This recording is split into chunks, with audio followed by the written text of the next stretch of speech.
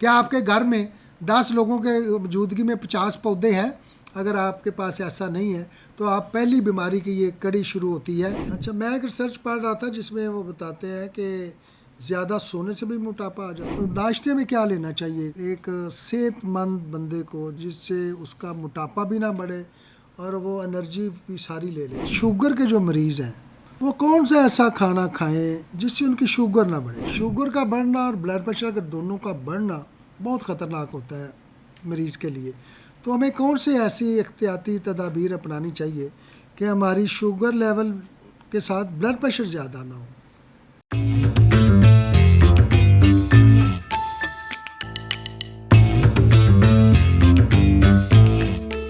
अस्सलाम वालेकुम, मैं हूं doctor Mian Munawwar. Program health online clinic आपकी पुरज़ोर फरमाइश पर अलफ टीवी के साथ आपकी खिदमत में हाज़िर हूं। आज हम जो चीज़ डिफ़ाइन करेंगे वो ये है कि हम बीमार क्यों होते हैं। हम उस वक्त बीमार होते हैं जब हम नेचर के ख़िलाफ़ चलते हैं, और नेचर के साथ चलने से हम सेहतयाब होते हैं। इस हवाले से हमारे पास अल्लाह की दी हुई बहुत सी नेमतें हैं, जिसमें हमारा एलोपैथी सिस्टम है, हमारा होम्योपैथी सिस्टम है, हमारा तिब का सिस्टम है, हमारा रूहानी सिस्टम है और हमारा तिब्ब नबवी भी है। तो इन सारी चीज़ों से हवाला, इन सारी चीज़ों से हम शफा याब हो सकते हैं अगर हम नेचर के साथ साथ चलें।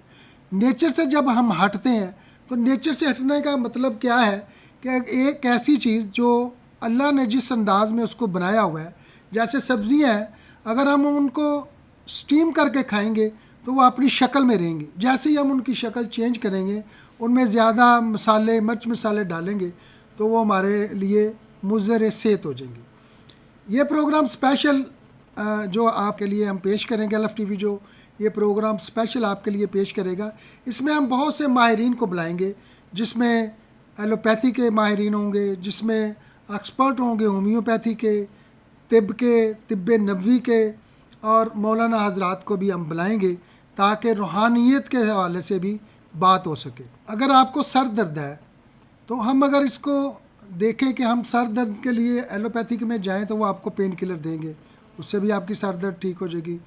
अगर हम तिब की तरफ जाएं तो वहाँ आपको अजवैन और खशखास जैसी बूटियाँ हैं वो अगर दी जाए सीड, तो उससे भी सर दर्द ठीक हो जाती है। होम्योपैथी में बेलाडोना, ग्लोनाइन बड़ी अच्छी दवाइयाँ हैं, वो इस्तेमाल कराई जाए तो सर दर्द ठीक हो जाती है। और बाद औक़ात दम से भी सर दर्द ठीक हो जाती है, जैसे कुरानी आयत का अगर कोई पढ़ कर फूंक मारता है तो सर दर्द ठीक हो जाती है। अच्छा, सर दर्द तो एक ही होती है ना, एक ही सिम्टम होती है, लेकिन 4 तरीक़ों से ये ठीक हो जाती है। ऐसा क्यों है? ऐसा इसलिए कि पहली चीज़ ये है कि आपका जो दिमाग है वो क्रिएटेशन करता है, हर चीज़ जो है वो पैदा करता है। अगर आपके जहन में ये आ जाए कि मैं होम्योपैथी से ठीक हो जाऊँगा, तो 50% आप क्योर होने की तरफ निकल गए कि आपका अकीदा ये है कि मैं ठीक हो जाऊँगा। तो आपने एक सिग्नल दे दिया अपने दिमाग को कि मैं होम्योपैथी से ठीक हो जाऊँगा, और 50% जो है आपका दिमाग तैयार हो गया कि मैं ठीक हो, होम्योपैथी की दवाई से ठीक हो जाऊँगा। अगर आपके जहन में ये आ गया कि मैं होम्योपैथी की दवाई से ठीक नहीं होऊंगा, मैंने तो एलोपैथी की दवाई से ही ठीक होना है, तो इसका मतलब है कि आपको पेन किलर ही दी जाएगी। तो 50% आपके दिमाग ने ये इरादा कर लिया, आपके दिमाग ने आपकी ये साथ दिया कि मुझे आप पेन किलर देंगे तो मैं ठीक हो जाऊँगा। या बात औक़ात अगर तिब की तरफ आते हैं तो आपके अगर जहन में ये है कि मैं तिब, होम्योपैथी नहीं, एलोपैथी नहीं, तिब की हकमा की दवाई इस्तेमाल करूँगा तो ठीक होऊंगा, तो फिर आप हकीम की दवाई से ही ठीक होंगे।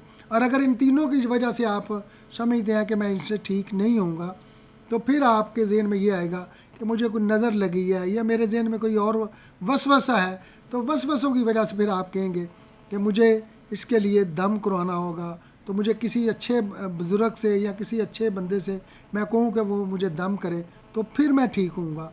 तो फिर आपका दिमाग आपको सिग्नल देगा कि आपने दम से ठीक होना है। ये सारी बातों का लबो लबाब ये है कि हम जो भी इरादा करते हैं वो 50% हमारा दिमाग हमें सिग्नल देता है। और याद रखें, गले से नीचे आपकी 80% बीमारियां नहीं है, सिर्फ 20% है। गले से ऊपर यानी दिमाग में आपकी 80% बीमारियां हैं। अगर आपके जहन में कोई बीमारी पैदा हो जाए और आप ये जहन बना लें कि ये बीमारी मुझे होगी, तो आपको वो बीमारी होगी। अगर आप ये इरादा कर लें कि मैं ठीक हो जाऊंगा, तो आपका दिमाग जो है वो इस बात को रियलाइज़ करने शुरू कर देता है कि आप ठीक हो जाएंगे। और ये बहुत सारी मिसालें भी हैं कि पिछले दिनों एक रिसर्च प्रोग्राम था कि उसमें एक बंदे को बताया गया कि आपको ब्रेन कैंसर है और आपके पास सिर्फ 3 से 4 माह है। आप इस 3-4 माह में आप जो है आपकी डेथ हो जाएगी, हम सर्वाइव नहीं कर सकते। और ट्यूमर इस हद तक फैला हुआ है कि वो आप उससे सर्वाइव नहीं कर सकेंगे और कोई भी ट्रीटमेंट हम नहीं कर सकते, क्योंकि अगर उसको छेड़ेंगे तो वो फट जाएगा। तो उस शख्स ने 2-4 दिन परेशानी का इज़हार किया। उसके बाद उसने जो भी उसके पास प्रॉपर्टी थी, पैसा था, वो लेकर वापस अपने इलाके में चला गया। उसने लोगों की मदद की, वाफर मिकदार में ख़र्च किया, लोगों के छोटे छोटे मसाइल हल किए। जैसे जैसे वो लोगों के मसाइल हल करता गया, 6 माह की बजाय साल गुजर गया, वो बंदा ना मरा। जब दोबारा उसको चेक करवाया गया तो पता चला कि उसका ट्यूमर ना होने के बराबर है, उसके दिमाग में ट्यूमर नहीं है। कुछ शैतानी वसवसे होते हैं जो आपको बीमार करते हैं। अगर आप ये सोच लें कि मुझे ये बीमारी होगी, तो आपको वो बीमारी होगी। और अगर आप ये सोच लें कि मैं ये काम कर सकता हूँ, तो आप वो काम कर लेंगे। लेकिन अगर उस दरमियान कोई ऐसा शक आ गया, कोई ऐसा वसवसा आ गया कि आप ये नहीं कर सकेंगे, तो फिर वो आप नहीं कर सकेंगे। इसलिए ये ज़हन में रखें कि शिफा का अमल आपके दिमाग से शुरू होता है और उसके बाद जो है वो आपकी पैथियाँ शुरू होती हैं, जैसे एलोपैथी है, होम्योपैथी है, तिब है, नेचुरोपैथी है। फिर आप इन दवाइयात की वजह से ठीक होते हैं। तो आप अगर चाहते हैं कि आप मुकम्मल शिफा हासिल करें, क्योंकि आपको अक्सर ये सुनने में आता होगा, आप देखते भी होंगे, आप शायद इस एक्सपीरियंस से भी गुजर रहे हों, शायद आपके ये तजर्बे में भी हो, शायद आप ख़ुद भी ये हों कि आप अगर ब्लड प्रेशर के मरीज़ हैं तो आप रोज़ाना ब्लड प्रेशर की दवाई खा रहे हैं। आप अगर शुगर के मरीज़ हैं तो आप रोज़ाना शुगर की दवाई खा रहे हैं। आप अगर डिप्रेशन के मरीज़ हैं तो आप रोज़ाना डिप्रेशन की दवाई खा रहे हैं। आपको अगर नींद नहीं आती, एनजाइटी के मरीज़ हैं, तो आप रोज़ाना ट्रैंक्विलाइज़र ले रहे हैं, नींद के लिए ले रहे हैं, तो आप मुकम्मल ठीक नहीं हो रहे। उसकी वजह यही है कि आप एक बीमारी के साथ दूसरी बीमारी को पैदा कर रहे हैं, लेकिन आप नेचर से दूर होते जा रहे हैं। आपकी बॉडी वो सारा हर चीज़ वो प्रोड्यूस करती है, उसकी प्रोडक्शन हाउस है आपका दिमाग। आप अगर ठीक होना चाहते हैं, आप अगर मुकम्मल ठीक होना चाहते हैं, तो आपको सबसे पहले अपने दिमाग को रिलैक्स फ्रेश करना होगा। आपको वो नेचर जो है वो अपनानी होगी। और वो नेचर क्या है कि आपकी बॉडी की जो एनर्जी लेवल है वो ऑक्सीजन है। आपको अगर एक हफ़्ता खाना ना दिया जाए तो आप बच सकते हैं, आप सरवाइव कर सकते हैं। आपको अगर एक हफ़्ता पानी ना पिलाया जाए तो आप सरवाइव कर सकते हैं, आप बच सकते हैं। लेकिन अगर आपको 5 मिनट ऑक्सीजन ना दी जाए तो आप सरवाइव नहीं कर सकते। तो हमारे पास सबसे ज़्यादा सोर्स कौन सा है? वो है ऑक्सीजन। क्या आप गौर करें कि आप अगर एक कमरे में 10 लोग रह रहे हैं, ये घर में 10 लोग रह रहे हैं, तो आपको ये यकीन है कि आप ये मुझे बता सकते हैं कि आप फ्रेश ऑक्सीजन लेते हैं? एक शख्स को कम से कम 5 पौधों की ज़रूरत होती है अगर वो फ्रेश ऑक्सीजन लेना चाहे तो। क्या आपके घर में 10 लोगों के मौजूदगी में 50 पौधे हैं? अगर आपके पास ऐसा नहीं है तो आप पहली बीमारी की ये कड़ी शुरू होती है, आपकी बॉडी में ऑक्सीजन कम जा रही है। क्योंकि ऑक्सीजन ही सबसे एनर्जी है। ऑक्सीजन आपके फेफड़ों में जाती है, आपके फेफड़े एनर्जी पैदा करते हैं और उन फेफड़ों की एनर्जी से आपकी बॉडी जो है वो ब्लड सर्कुलेशन, हार्ट जो ऑर्गन है उसका सबसे ईंधन जो है वो ऑक्सीजन है। और ऑक्सीजन की एनर्जी है दिल की, और दिल आपकी बॉडी में सारी ब्लड को फ्लो करता है।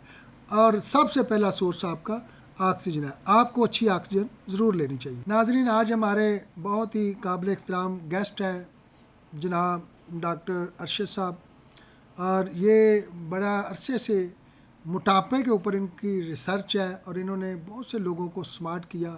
स्मार्ट होना भी बहुत बड़ा एक आर्ट है, और वो लोग जो चाहते हैं कि हम स्मार्ट हों उन लोगों को डॉक्टर अरशद साहब की रहनुमाई लेनी होगी, उनका मशवरा लेना होगा। तो मैं वेलकम करता हूं जी डॉक्टर अरशद साहब को। डॉक्टर अरशद साहब, आपको ऑनलाइन क्लिनिक में खुश आमदीद कहते हैं। और आज का जो पहला ही सवाल है जो मैं कर भी चुका हूं कि आप ये बताएं कि स्मार्ट और फिट कैसे रहा जा सकता है। एक्चुअली मोटापा जो है, इसकी जो बेसिक रीज़न्स हैं एक्चुअली आजकल के दौर में जो देखी जा रही हैं, वो ये है कि हमारे जो लाइफस्टाइल है उसमें हेल्दी लाइफस्टाइल नहीं है, लोगों की ईटिंग भी हेल्दी नहीं है। और लोग चूँकि ज़्यादा सिटिंग में रहते हैं, कोई ऑनलाइन काम कर रहा है या किसी ऑफिस में बैठा काम कर रहा है और वहीं पे बैठा खाना खा रहा है, और कोई उसने शेड्यूल ऐसा नहीं अपनाया हुआ कि जिसमें वो फिज़िकल एक्टिविटी करे, वॉक करे, सैर करे, फ्रेश ऑक्सीजन ले और उसकी कैलोरीज़ बर्न हों। एक्चुअली होता ये है कि जो हम खाते पीते हैं उस हिसाब से हम फिज़िकल एक्टिविटी नहीं करते। बेसिक रीज़न तो इसकी मोटापे की ये है। दूसरा, कुछ हार्मोनल चेंजेस होती हैं, हार्मोनल थायराइड ग्लैंड का प्रॉब्लम होता है कुछ लोगों को, जो कि ओबेसिटी का, मोटापे का बायस बनता है। अच्छा डॉक्टर साहब, ये ज़रूरी नहीं कि एक मोटा बंदा जो है वो इस सुस्त रहता है, स्मार्ट लोग भी बड़े सुस्त होते हैं, तो इसमें इसकी क्या वजह होती है? इसमें वजह, जैसे मैंने पहले भी आपसे गुजारिश की है कि जो उनका खाने पीने का लाइफस्टाइल है और जो फिज़िकल एक्टिविटी का वो है, वो मैच नहीं करता। तो क्या करना चाहिए हमें कि हमें फिज़िकली हम एक्टिव भी रहें, हम मोटापे की तरफ भी ना जाएं। अगर मोटे हैं तो हम स्मार्ट हो जाए, हमारा वज़न कम हो जाए, तो उसका कौन सा ऐसा कोई फार्मूला बताएं जो मुख्तसर भी हो, आसान भी हो।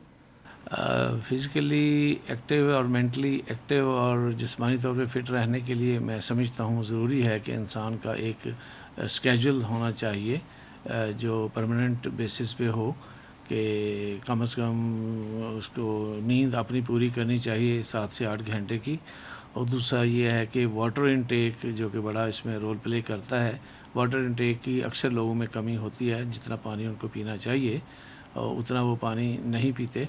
और दूसरा ये है कि जंक फूड जो अक्सर आजकल इस्तेमाल हो रहा है, वो भी इसकी वजह है। लोगों को जंक फूड से हट के नेचुरल फूड की तरफ, सैलड की तरफ, फाइबर की तरफ, लो कार्ब की तरफ आना चाहिए। अच्छा, मैं एक रिसर्च पढ़ रहा था जिसमें वो बताते हैं कि ज़्यादा सोने से भी मोटापा आ जाता है। बिल्कुल ज़्यादा सोना बिल्कुल मोटापे का बायस बनता है, क्योंकि फिर जब आप सोते हैं तो आपकी कैलोरीज बर्न होने का प्रोसीजर बहुत स्लो डाउन होता है, और इसकी वजह से ज़्यादा सोने से आपका मेटाबॉलिज्म भी इफ़ेक्ट होता है, वो डिस्टर्ब भी होता स्लो डाउन होता है, डिस्टर्ब होता है, जिसने आपके एक्स्ट्रा बॉडी फैट को बर्न करके एनर्जी में कन्वर्ट करना होता है।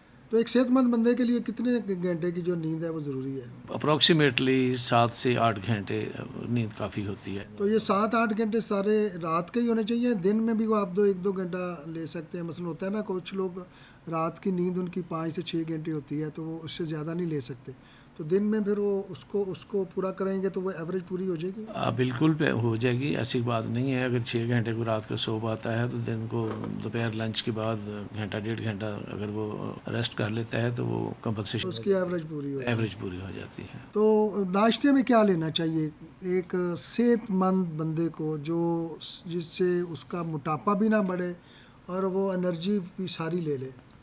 उसमें ये है कि नाश्ते में मेरे हिसाब से कि बॉयल एग ज़रूर लेना चाहिए, और उसके साथ अगर कोई फ्रेश फ्रूट है वो भी लेना चाहिए।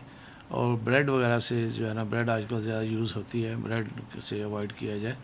उससे बेहतर है कि जो हाई फाइबर आटा जो है, फ्लोर है, उसका इस्तेमाल किया जाए, जैसे जौ वगैरह का आटा है या चिया सीड्स वगैरह बीच में शामिल करके। तो गंदम खाली जो है या ब्रेड वगैरह है खाली, इसका इस्तेमाल ना किया जाए। अच्छा डॉक्टर साहब, इसमें सेहत के लिए तो ये सुबह नाश्ते में अगर जौ का दलिया, जैसे फाइबर कहते हैं, जौ का दलिया और गंदम का दलिया भी बड़ा अच्छा हो, अगर उसमें हम ये कुछ नट्स वगैरह डाल लें तो उससे भी अच्छी एनर्जी लेवल आ जाता है। तो दोपहर के खाने में आप क्या समझते हैं, क्या लेना चाहिए? दोपहर के खाने में ये है कि पानी पिएँ आधा घंटा पहले, ये रूटीन होने चाहिए मेरे हिसाब से। नाश्ते से पहले, दोपहर खाने से पहले, रात खाने से आधा घंटा पहले 1 गिलास पानी पिया जाए। और जहाँ तक लंच का ताल्लुक़ है, लंच में ये है कि इसके 3 प्रपोर्शंस होने चाहिए, जिसमें फ्रेश सैलड होना चाहिए, और उसके अलावा प्रोटीन के हवाले से जो है वो चिकन वगैरह या इस तरह की फ़िश वगैरह होनी चाहिए, और जो चपाती या चावल है उसका प्रोपोर्शन सबसे कम होना चाहिए। अच्छा अच्छा डॉक्टर साहब, ऐसे है कि हम अगर फाइबर वगैरह ही लेते हैं और बहुत ज़्यादा पेट भर कर खा लें तो वो भी मोटापे का ही बैच बनेगा, या इसमें भी कोई लिमिट रखनी चाहिए? नहीं, सब चीज़ें प्रोपोर्शन सबका होना चाहिए। किसी चीज़ की डेफिशिएंसी भी आपको पता फिर नुकसान का बायस बनती है। नहीं नहीं, आपने ज़्यादा भी नहीं खाना और कम भी नहीं जी खाना। बिल्कुल ऐसा ही है। और शाम के खाने में आप क्या समझते हैं? उसमें ज़रूरी है कि आप सोने से कम 2.5 से 3 घंटे पहले खाना लें, और उसकी क्वांटिटी जो है वो हाफ़ होनी चाहिए दोपहर के खाने की निस्बत। दिल के मरीज़ों के हवाले से अगर आपसे बात की जाए तो उनको कौन कौन सी खुराक ऐसी लेनी चाहिए जो उनको दिल के हवाले से दिल उनका मजबूत भी रहे और थोड़ा सा वो एनर्जेटिक भी रहे? बस नेचुरली जो वो फूड लेना चाहेंगे, प्रोसेस्ड फूड बिल्कुल भी किसी को भी नहीं लेना चाहिए। प्रोसेस्ड प्रोसेस्ड फूड के फूड का अंदर मतलब ये जो हम स्टीम में होते हैं, स्टीम तो ठीक है, जो स्मोक हुए होते हैं, स्मोक हुए स्मोक होते हैं, और दूसरा डब्बों जो में बंद होते बिस्किट्स वगैरह, चिप्स वगैरह या बर्गर वगैरह, शवारमे वगैरह, जो जंक फूड है, इससे तो अवॉइड करना चाहिए। और उन्हें ये है कि मैं समझता हूँ कि नींबू पानी दिन में 1-2 दफ़ा ज़रूर पीना चाहिए। Vitamin, high source of vitamin C इसके लिए बड़ा फ्रूटफुल साबित होता है हार्ट के पेशेंट्स के लिए। हार्ट के पेशेंट को अक्सर हम खून पतला करने की मेडिसिन इस्तेमाल करवाते हैं, जैसे एलोपैथी में लोप्रीन वगैरह देते हैं, होम्योपैथी में क्रिटिकस देते हैं, और तिब में उसका लहसुन और अदरक बड़ा अच्छा चलता है। तो आपके ख्याल में इनमें कौन सी चीज़ ज़्यादा अच्छी है जो नेचर के करीब हो और उनको इस्तेमाल? मेरा ख्याल है कि जितना बेनिफिट आप लहसुन और अदरक से ले सकते हैं, ये कोई भी दवाई उसकी जगह नहीं ले सकती। ये भी उतना काम कर जाता है खून? उससे ज़्यादा काम करता है, और इनका कोई साइड इफ़ेक्ट तो भी ये नहीं कितनी होता। क्वांटिटी में लेना चाहिए लहसुन और ये अदरक? लहसुन जो है कोशिश करें देसी लहसुन हो, 2 से 3 उसकी जो तुरियाँ होती कब हैं। लेना चाहिए ये? बेहतर तो ये है कि एम्प्टी स्टमक में ले लिया जाए, पानी के साथ स्वालो कर लिया जाए, चबाने की ज़रूरत नहीं है, तो वो ज़्यादा बेहतर है। कुछ लोगों को इस खाने से जलन होती है, उनके लिए क्या वो तरीका फिर है? ये है कि जो अगर खाने के साथ या मिड ऑफ द ब्रेकफास्ट ले लेंगे तो फिर नहीं होगा ऐसा। यानी खाने के दरमियान या दरमियान में खाने भी के बाद ले लें तो ले फिर सकते नहीं हैं, हो यस सकता। ये ऐसा उतना ही, फ़ायदा ही देगा जितना। बिल्कुल ऐसा ही है। अगर इसमें हम वो चटनी वगैरह बना लें लहसुन अदरक धनिया पुदीना डालकर, तो वो वो उसका तो मेरा ख्याल फिर जिसको कहते हैं ना सोने पे सुहागा हो जाएगा। वो ज़्यादा वो मैदे के लिए, डाइजेशन के लिए, आपके मेटाबॉलिज्म के लिए, और आपके कोलेस्ट्रॉल के यानी लिए मेडिकल इवन। में आप समझते हैं कि हार्ट के पेशेंट अगर लहसुन अदरक पुदीना नारदाना की चटनी बनाकर तीनों खानों में रेगुलर साथ इस्तेमाल कर लें तो उन्हें खून पतला रखने में दूसरी अदवाइयात की ज़रूरत नहीं पड़ती। बिल्कुल ऐसा ही है, बिल्कुल ज़रूरत नहीं पड़ेगी। अच्छा डॉक्टर साहब, ये बताएं कि शुगर के जो मरीज़ हैं वो कौन सा ऐसा खाना खाएं जिससे उनकी शुगर ना बढ़े, क्योंकि रोटी और चावल जब वो खाते हैं तो उनकी शुगर एकदम तेज़ हो जाती है। उसका हल यही है कि मैं गुजारिश करूँगा कि रोटी तो ज़ाहरा खाए बगैर गुजारा नहीं होता। हमारा जिस तरह का सेटअप है या जिस तरह हमारी हैबिट्स डेवलप हुई होती हैं, तो उसका हल यही है कि गंदम स्पेशली स्पाइक करती है आपके उसको शुगर को, उसकी बजाय जौ और उसके अंदर जो है वो अलसी, और उसके अंदर जो है चिया सीड्स, और उसके अंदर आप मकई का आटा ये मिक्स कर लें, और इसकी रोटी अगर आप बना के खाते हैं तो फिर आपको वो साइड इफ़ेक्ट नहीं होता जो चावल खाने से। अच्छा, मैंने भी ये बड़ा आपने अच्छा जवाब दिया। इसमें मैंने भी एक रिसर्च पढ़ी थी, उसमें ये था कि अगर चावल और गंदम आप खाते हैं तो ये 1 घंटे में शुगर को बड़ी तेज़ी से इंक्रीज़ कर देती है, बढ़ा देती है। लेकिन अगर हम फाइबर लेते हैं तो वो आहिस्ता आहिस्ता शुगर इंक्रीज़ करती जी है। जी ऐसे तो जो चीज़ भी आहिस्ता आहिस्ता शुगर को इंक्रीज़ करेगी वो बॉडी के लिए सेहतमंद। सेहतमंद, जी बिल्कुल। अच्छा, अक्सर लोगों को खाना खाने के साथ उनका शुगर लेवल और ब्लड प्रेशर लेवल दोनों बढ़ जाते हैं। तो शुगर का बढ़ना और ब्लड प्रेशर का दोनों का बढ़ना बहुत ख़तरनाक होता है मरीज़ के लिए।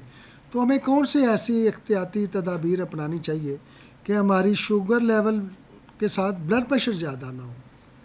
एक तो ये है कि जो लोग फूड में हमें क्या खाना चाहिए? फूड में कॉफ़ी वगैरह, अगर चाय वगैरह का ज़्यादा इस्तेमाल करते हैं तो उसको बंद करना चाहिए या मिनिमाइज़ करना ये चाहिए। ब्लड प्रेशर के लिए यहाँ भी ये दो बातें हो जाती हैं। काफ़ी शुगर कम करती है ब्लैक कॉफ़ी अगर पीते हैं, और ब्लड प्रेशर को ज़्यादा करती है, तो फिर वो क्या इसका बेहतर तो ये है कि कॉफ़ी, जिनको ब्लड प्रेशर या शुगर का इशू है वो कॉफ़ी से काफ़ी इसे अवॉइड करें। अवॉइड करें। और दूसरा ये है कि इसमें वही दोबारा मैं कहूँगा कि पानी का इस्तेमाल, पानी उनके लिए काफ़ी के लिए जगह उनके लिए ग्रीन टी ज़्यादा अच्छी है। ग्रीन टी का फ़ायदा है, ग्रीन टी उसका सब्स्टिट्यूट के तौर पे ले सकते हैं। ग्रीन टी ठीक है, दिन में 2-3 दफ़ा भी ले सकते हैं, शुगर फ्री। और उसके अलावा ये है कि हर खाने से आधा घंटा पहले उनको सैलड, फ्रेश सैलड खानी चाहिए और उसके अंदर जो चावल या रोटी वगैरह की मिकदार को मिनिमाइज़ करना चाहिए। और स्टीम्ड या ग्रिल्ड अगर वो खाएं चिकन वगैरह या फ़िश, तो वो उसका भी बेनिफिट है, उसका कोई नुकसान नहीं। यानी अगर ग्रिल वगैरह वो खाते हैं तो उनमें नमक का इस्तेमाल कम रखें, जो शुगर वाले पेशेंट हैं, क्योंकि आप जो चीज़ ग्रिल करते हैं उसमें नमक का बहुत इस्तेमाल होता है।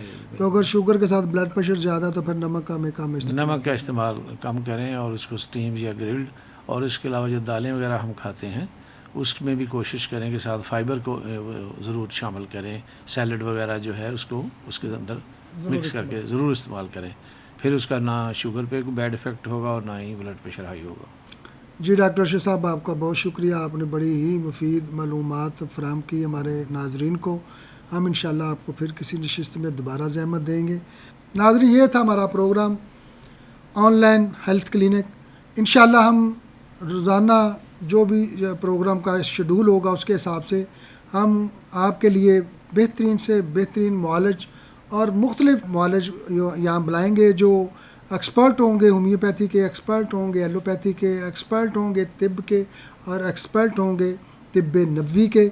आपको अगर कोई भी मसला हो, कोई मसाइल हो किसी भी तरह का, तो आप हमारी हेल्पलाइन पर, हमारा व्हाट्सअप नंबर है, आप हमारे व्हाट्सअप नंबर पे अपना मैसेज जो है वो डिलीवर कर सकते हैं। आपका मैसेज जो है वो हम नेक्स्ट प्रोग्राम में जो भी आपके मसाइल होंगे, मसला होगा, उसको हम प्रोग्राम के हवाले से, डॉक्टर के हवाले से, जो हमारे एक्सपर्ट होंगे उनके हवाले से हम उसका आपको जवाब ज़रूर देंगे। हमारा ऑनलाइन नंबर है 0300 7834 783। दोबारा सुन लीजिएगा, 0300 7834 783। जी नाज़रीन, इसके साथ ही डॉक्टर मियां मुनव्वर को इजाज़त दीजिए। हम इंशाल्लाह फिर मिलेंगे अगले प्रोग्राम में किसी अच्छी शख्सियत के साथ, किसी एक्सपर्ट के साथ, और बातें करेंगे हेल्थ के हवाले से कि हम बीमार हैं तो सेहतयाब कैसे हो सकते हैं और बीमारियों से हम अपने आप को महफूज कैसे रख सकते हैं। हमारे इस ऑनलाइन हेल्थ क्लिनिक पे एक नंबर चल रहा है, उस नंबर पे आप अपना मसला हमें भेज सकते हैं। नंबर है 0300 7834 783, 0300 7834 783। आप इस नंबर पर अपना कोई भी मसला हो तो हमें भेज सकते हैं ऑन व्हाट्सअप। हम इंशाल्लाह अगले प्रोग्राम में उसके हवाले से आप तक जो भी मुफीद मालूमात होगी ज़रूर पहुँचाएँगे। इजाज़त दीजिए, अल्लाह हाफ़िज़।